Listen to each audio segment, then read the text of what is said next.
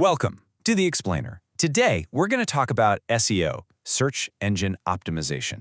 We're going to cut through all the noise and all the jargon to get to what really, truly matters if you want to show up in search results in 2026 and, well, beyond.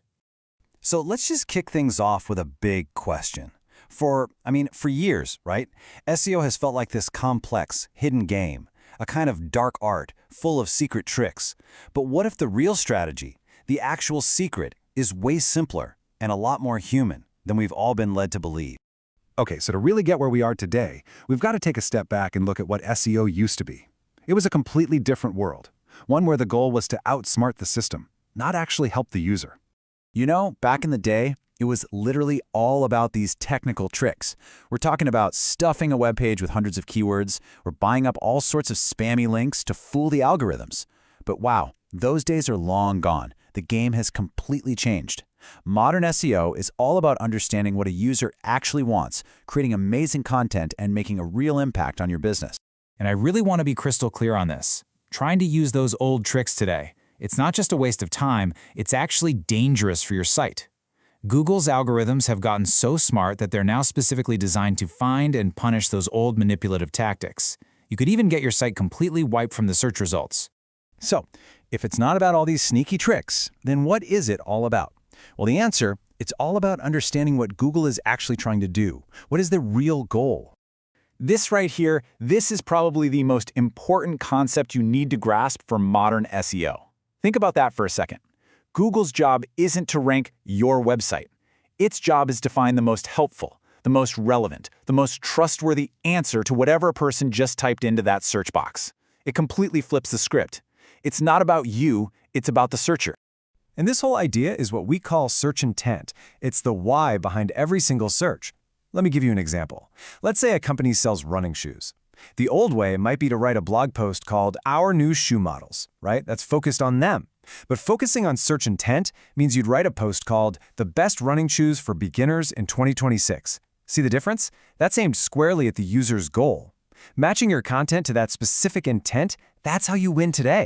And you can really see this evolution play out over time. Back in the 2000s, it was just a game of who could stuff the most keywords and get the most links. Then in the 2010s, Google rolled out huge updates that started rewarding quality content. Then search shifted to mobile phones and voice assistants. And now we're in the age of AI, where Google's algorithms don't just read words on a page, they understand context and nuance, almost like a real person. Which, of course, brings up the big question, right? If Google is looking for the absolute best answer out there, what signals is it looking for? How does it decide which page gets that top spot? This brings us to the core framework of SEO today. Well, it really boils down to three things. Three simple but incredibly powerful pillars. If you can get these three things right, you'll have a strategy that's pretty much future-proof, no matter what algorithm updates come next. Pillar number one, and honestly the most important one, great content. Your content is the answer to the user's question, but Google has this framework for judging it called EEAT. That stands for experience, expertise, authoritativeness, and trustworthiness. So, have you actually used the product you're reviewing? That's experience. Do you have the credentials to be talking about this topic? That's expertise. Are other experts in your field citing you? That builds authoritativeness. And are you honest and transparent? That's what creates trustworthiness. Okay, pillar number two, the technical health of your website. The best way to think about this is like the foundation of a house. You know, you never really see it or think about it when it's working properly, but if it starts to crack, the whole thing comes tumbling down. A technically healthy site is one that search engines can find, understand, and index without any problems. So what does that actually mean in practice? Well, for starters, your site has to be fast. We're talking fast. Google has a name for this, Core Web Vitals. It measures how quickly your page loads and becomes usable. It also has to be secure using HTTPS. And this is a big one. It has to be fantastic on a mobile phone. With over 70% of searches now happening on mobile, Google actually looks at the mobile version of your site first. If your site isn't great on a phone, in Google's eyes, it just isn't great, period. And that brings us to our third and final pillar, authority. This is basically your website's online reputation. And how does Google figure that out? Primarily, it looks at links from other trusted websites. Every link from a high-quality, relevant website is basically a vote of confidence. It's a signal to Google that says, hey, this content over here is legit and trustworthy. All right, so we've got our three pillars: great content, solid technical health, and strong authority. Now we need to talk about the massive shift that's happening in search right at this very moment, and that's the rise of generative AI. Get ready for this number because it is absolutely wild. More than half, 50% of all Google searches now end without a single click. They're what we call zero-click searches. That means the person found their answer right there on the results page from a little info box or an AI summary and never even had to visit a website. And this is happening because of things like AI overviews. Here's how it works. You ask Google a question, its AI then scans the top-ranking pages that it thinks are the most helpful, and then boom, it just gives you a summarized answer right at the top, and it even cites its sources. This is a game changer. The goal isn't just to rank #1 anymore, it's to be so good, so clear, and so authoritative that you're the source that the AI chooses to cite.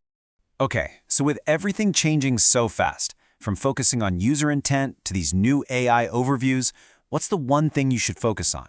What's your new North Star to guide your strategy? It's actually really simple. Stop chasing algorithms and start helping people. That's it. That's the whole strategy. If you focus all your energy on creating the absolute best, most helpful, most user-friendly experience for your audience, you will naturally start doing all the things Google wants to see. The rankings and the traffic, they become the result, the byproduct of doing the right thing for the user.